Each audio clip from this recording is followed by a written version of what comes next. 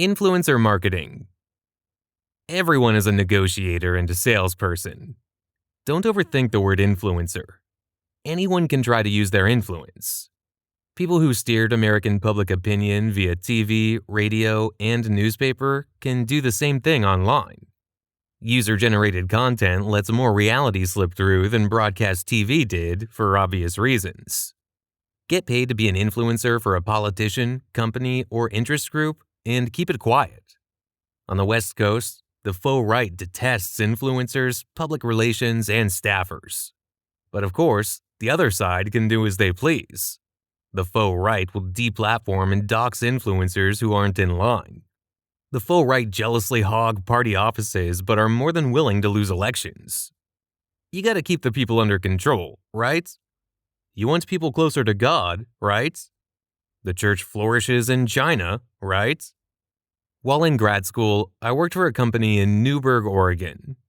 Newberg is falsely believed to be conservative.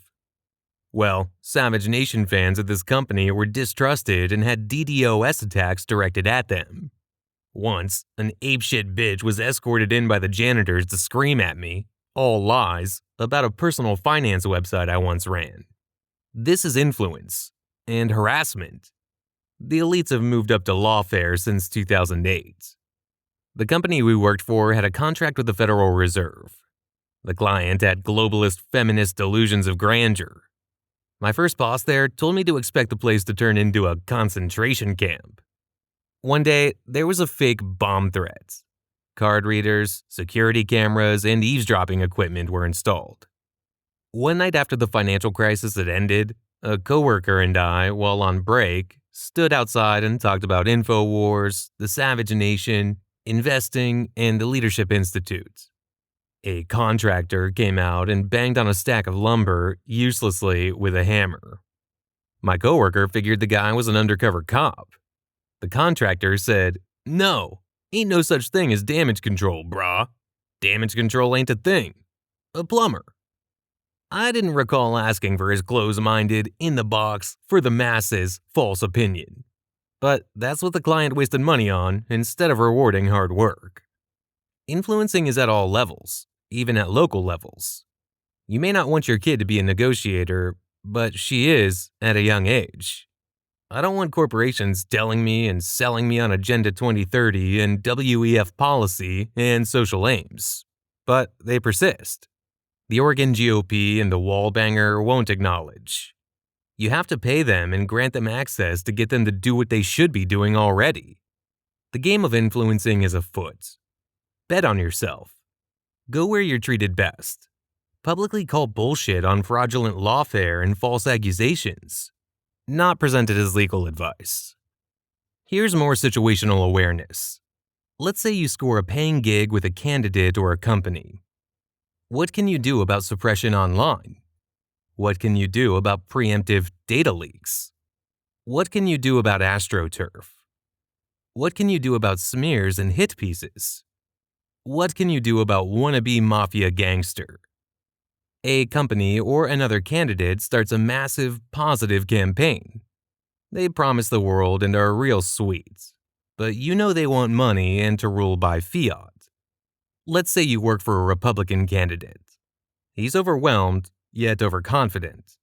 He's said by the grassroots to be a hog. He's thinking of pocketing his campaign contributions and blaming you for the loss. What do?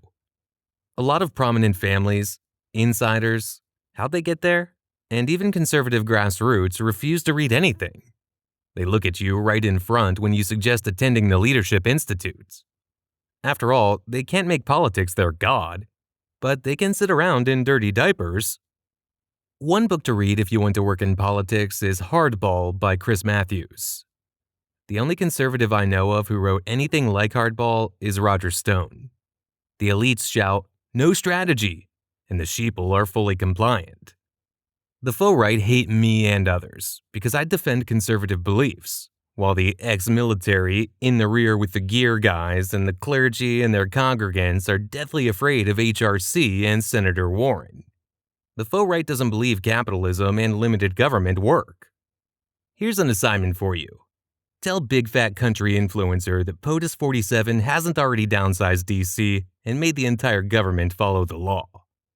Warning, the arguments you'll get in response are gonna make your ears bleed, and we'll go get that kamikaze. In college, a fraud of a professor just said, "If you can spin, you get anything you want. We teach spin here." Very few would challenge him. The university couldn't deliver. Remember, the first rule of politics is divide and conquer. Smart influencers can play small demographics against each other. Look for ways to transcend division and be a uniting force. You won't accomplish this by banning libertarians from useless event rooms. You can't have a wolf in sheep's clothing advising you. The wolf can't have access to you either. Keep in mind, many influencers who succeed are pro-World Economic Forum. If eating bugs and owning nothing appeals to you, watch hours and hours of their content on YouTube.